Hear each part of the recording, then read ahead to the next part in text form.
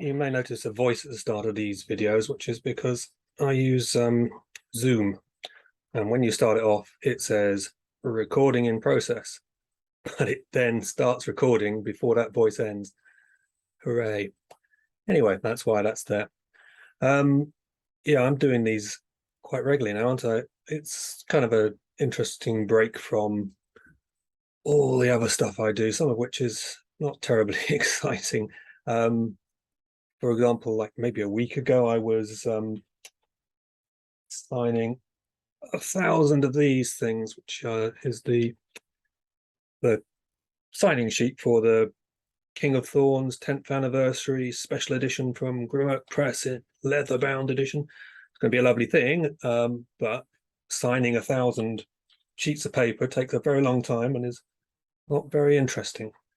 And then after that, I was proofreading for a friend, and then I was for my beta reader. And then I was doing the copy edit on the book that wouldn't burn, which means stepping through an awful lot of sort of grammar catches from the copy editor, which again is a pretty dull thing. And every now and again, sort of considering some suggested change in the word ordering or whatnot, but it's no big deal. Today I've been doing critiques on work for Patreons who are of a sufficiently high tier to send me their books every month, and I go through a chapter or 5 chapters. If it's one chapter, I'll do an in-depth critique, really take it apart, and if it's 5 chapters, I'll sort of skim through a bit more and give more of a sort of overview. But that's fun actually. That makes a varies things up a bit, because I used to do a lot of critiquing on that's how I kind of learned to write on a critique group, and in order to get people to critique you had to critique their writing, which it turns out actually is a very good way of making you a better writer. So writers often are very begrudging about, oh God, I'm going to have to critique someone else in order to get them to read my thing and praise me. But it's not like that. Actually, critiquing them, you spot errors you make, but you spot them so much more easily in somebody else's work. And then you realize you make them, and then you avoid them in future. So it's a very useful thing. And then when I've finished with the Patreon critiquing, I'll probably do some more tomorrow. Then I will have to go back to this copy edit and insert in some things that various reader feedback's given me over the past few months. And then when that's done, I read the entire thing, because it's the only chance I'll get with it now until the proofread, and the proofread I can do very little. And then finally put the stamp on that and say, yep, that's out the door. So although that's the book that wouldn't burn, it's the first in the library trilogy, and although I've written all the books in the library trilogy, the first one is the only one that's been copy edited. Well, it actually had been edited at any level. So as you start with developmental edit, content edit, and then you maybe make changes at that stage, and then there's this copy edit, and then proofread in the end. So those other two, I've just finished writing them and given them over, but there's nothing come back. I haven't gone for the other stages on those, so I will still be spending many days, weeks even, on those 2 books. Yeah, so today I'm going to do another one of these page 1 critiques, and I thought we'd start on the page that you actually land on, the one I wrote in 2015, where I invited people to send me their page 1s for critique, explained that it was potentially an ungentle process, but one that hopefully would be useful, and explain my sort of background in critiquing. And as I said before, I got several hundred of these things. I now only ever did these 10 down here, and I've listed the 2 additional ones I've done on recently, since I came to YouTube. And I thought I would, because I gave up, because there was sort of some drama, people who weren't the authors whinging about what I'd said. I thought I'd included here a link to a YouTuber, an author who had seen some of these on my blog and was very positive about them. So And that's this guy here, Brian Lee Durfee. And I thought I'd give him a shout out because he's had some very bad medical news recently. But he's a really productive and good YouTuber. And in this particular one where he's reviewing The Prince of Thorns, it's also where he talks about these page one critiques. So yep, check out Brian Lee Durfee. He's got a big following on YouTube, and he produces reviews on a regular basis. So today we're going to go to the third one of the set that I did in the past. There's no title for this. It's work by Andrew Gilfillan, I guess, and we'll scroll past my disclaimers about it just being opinion and to discard the parts that you don't want and use the parts that you do.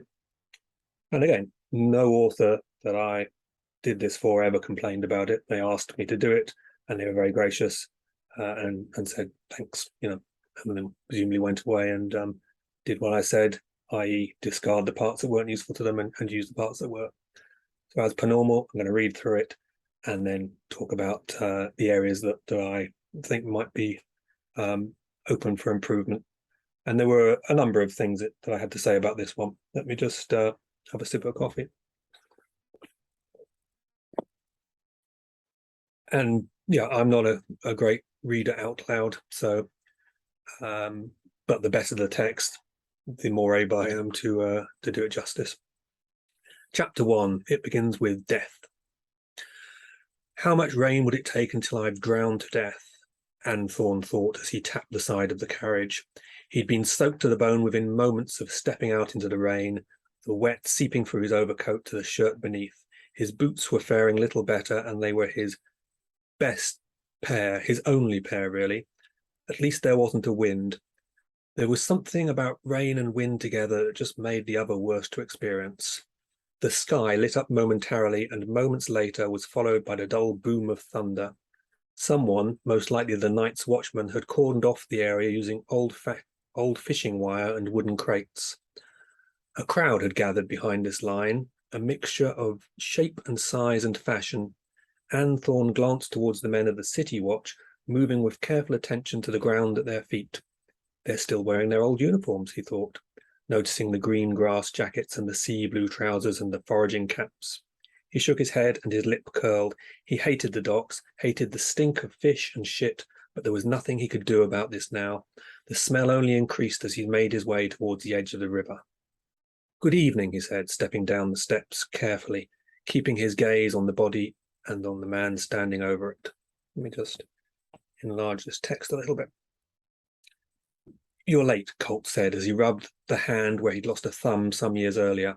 The lamp behind him flickered as the light fizzled and the rain and hissed in the rain. Where were you? Anthorn looked out towards the other side of the river, but couldn't make out anything in the night. I had some things I needed to take care of. Thunder rolled overhead and he winced. But I see you coped well in my absence. Hardly, Colt snorted and wiped his nose across the back of his sleeve. I have no idea what I'm doing here. And you think I do? Anthorn replied.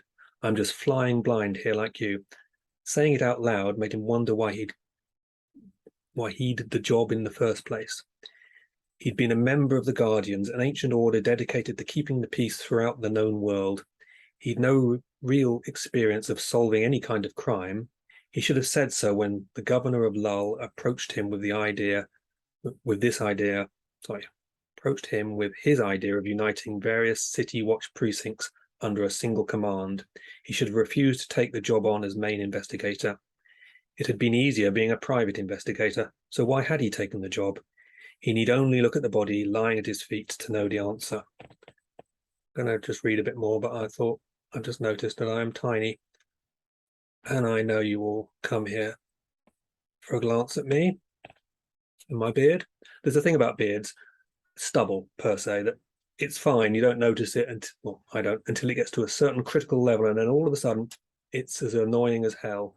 And this is about 2 or 3 days away from being as annoying as hell. So you'll rarely see me much more stubbly than this. I apologize to Andrew for this digression in the middle of his page one, but we were merely sentences from the bottom. The girl was dead for sure.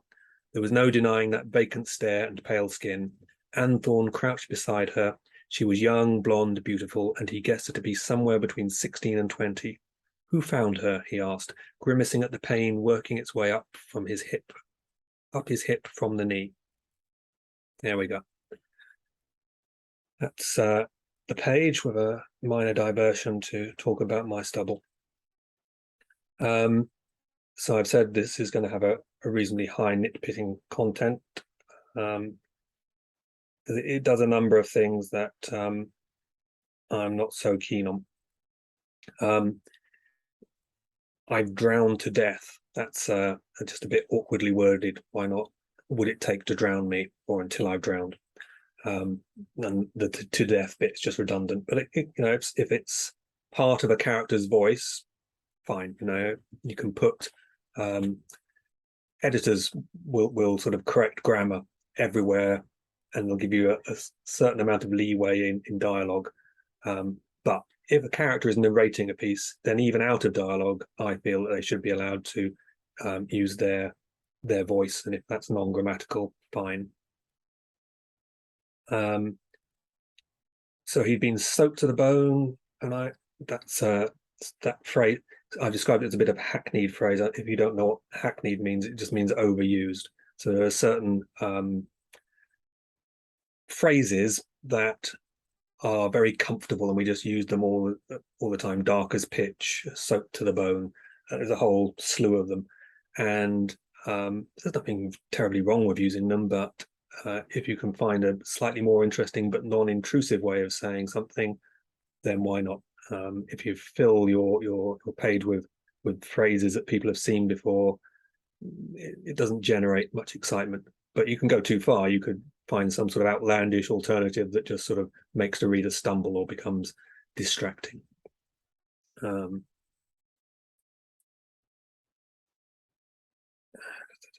when it's not clear, I think, whether he's inside this carriage or outside it. And this stuff about the rain and his clothes, it just goes on a bit, really. We're now talking about his boots, and they were his only pair, and there wasn't a wind. And I'm just saying here that, do I care about his boots? I'm here to be stolen away by this story and hauled off to new destinations.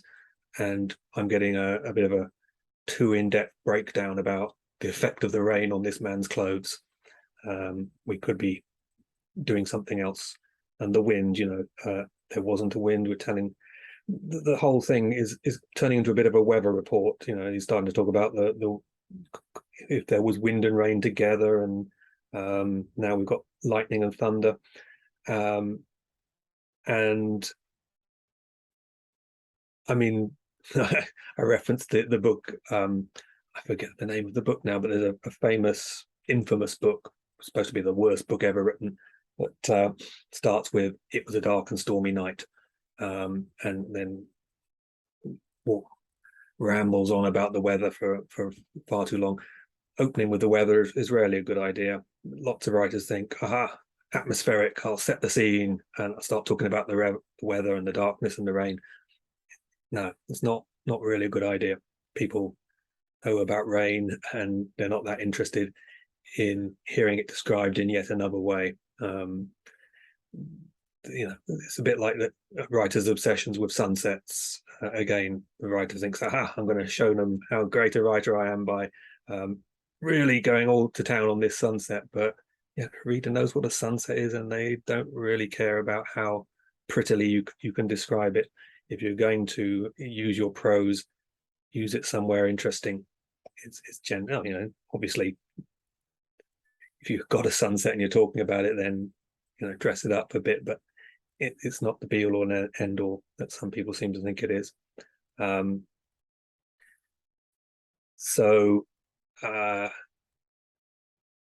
just said we could have got to this point,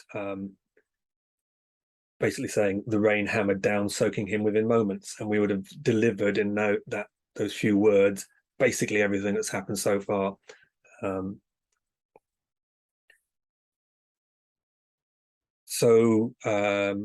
we've got this scene. It's got old fishing wire and wooden crates. It doesn't sound more like cordoning off, really. It's more sort of death trap, fishing wire in the dark. But fair enough. And it's got to be quite an interesting scene if it's going to keep all these people out in the rain to see what's. So that is an interesting thing. It's sort of saying there's something here. The writer is saying there's something here so interesting that they've had to cordon it off in the dark and the rain. So now I'm thinking, what is it? I'm interested. Though, of course, these crime scenes, I'm pretty much expecting a body at this point. And I do get one, but before that, we've got some confusion about the night watch and the city watch, and a whole bunch of stuff about their uniforms being the old style, and I'm getting the detail about grass green and sea blue trousers. And again, it feels, they're setting the scene, but there's also just bogging us down with detail when we'd rather be accelerating into something. And I could be being unfair here because the last page one I critiqued was Sendling Ascends, and they're chugging along on the train and they're describing the hillsides and the trees. But there it felt a bit more focused towards a purpose, and I'm not sure if you were to remove this information about the city watches old uniforms that you would lose anything. We get a bunch of stuff about the smell and his feelings on the place, which is good. That's sensory input other than sight, and we like to have the POV have some input, so his feelings, his opinions, that's all good. And we get this guy Colt, we'll get this business of him having lost a thumb. That's a nice detail that grounds us there. It's something specific, and I often say, hit us with something specific and interesting that makes it sound like a real place, a real event that happened, as opposed to something more generic. And now our guy Anthony's complaining about not knowing what he's doing. Flying blind, I've just pointed out, that's another hackneyed phrase. Also possibly a bit anachronistic, seeing as it's associated with actually flying an aeroplane. But in dialogue, it's more forgivable because people do pause and say they use hackneyed phrases, tired language, they repeat themselves, they're redundant. So there's a lot of things you can do in dialogue that are entirely forgivable, but less so outside of those little speech marks. I mean, his admission that he doesn't know what he's doing is actually potentially good. That is actually lining us up for a problem. He's out of his depth. That's more interesting than him being competent. And this is just another night. And this is the 15th body he's dealt with this week. That's a good thing to have done. I've just done little edits there. I think there was the word taken was missing. And there's a few little typos here and there that I picked up on. There's quite a lot of info being dumped here, where we've got the talk of the governor of Lull and the unification of different crime fighting organizations. Could be a bit more succinct and not sort of lead us down so many alleyways. And then actually his protest that he doesn't know what he's doing here becomes a bit confusing as well, because he's saying he's been a peacekeeper and a private investigator, and now here he is trying to solve a crime, and he's saying, oh, well, I have no idea what I'm doing here. You'd think a PI might have a little bit more insight into the process. But we end on a high point. We've maybe taken a bit of a ramble to get here, but we've got a body, and we've got some questions. To be honest, we could have opened with the body. On line one, we could have had the girl was, and then panned out, discovered she's dead, and then panned out, it's raining, we're on the docks, here's the investigator. That to me would be a better way to approach this, rather than scene setting, body, pull the camera back, let the scene unfold. That's the way I would have gone with it. Oh, well, this is actually what I've said. So my ad hoc thing there is actually exactly what I said back in 2015 when I wrote this. yeah, I would have jumped in there. Anyway, I'll stop rambling now. Hopefully this isn't super long like all my other ones have been. And hopefully there is some use there for people writing their own page ones. Hopefully it was useful to Andrew back in the day.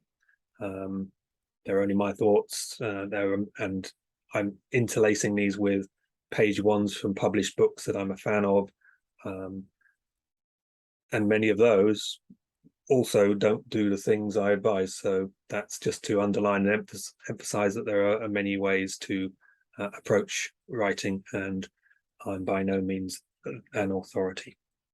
I will do my traditional hunt for the finding the button that ends this. See you next time.